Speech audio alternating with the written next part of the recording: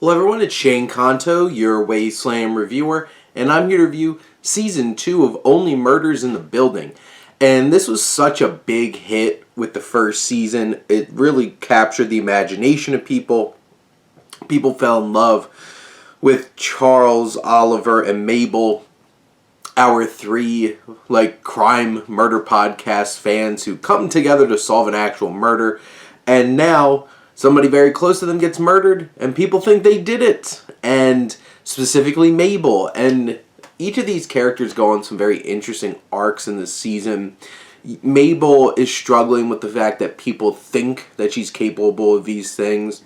Mabel develops this relationship with Cara Delevingne's character, who there's some mystery about her. We're not quite sure how to feel about her, to trust her or not.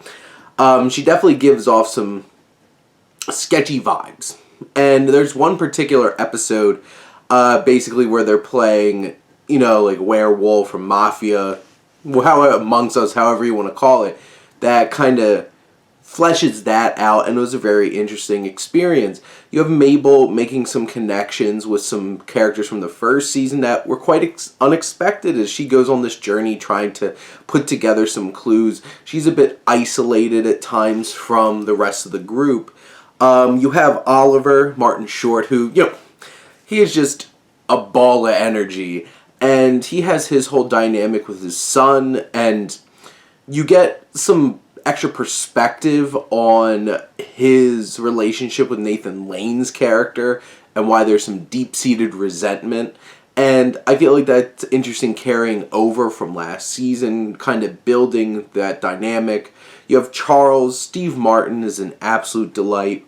Here, he gets a lot to do in this season. He's brought back as a character in a legacy series about Bravos, his detective story. You have him still just clinging on to Jan, and Amy Ryan is so great popping up sporadically in this season. Continued dynamic between Steve Martin and Jane Lynch, who plays his stunt double. And then we also get a interesting relationship that develops between him, and we get to know this young woman who more or less was like a stepdaughter, Lucy, played by Zoe Margaret Coletti, and they go on some shenanigans, and there's a couple episodes that really focus on that relationship. There's one in particular where there's a blackout, and there's a lot of tension in that episode.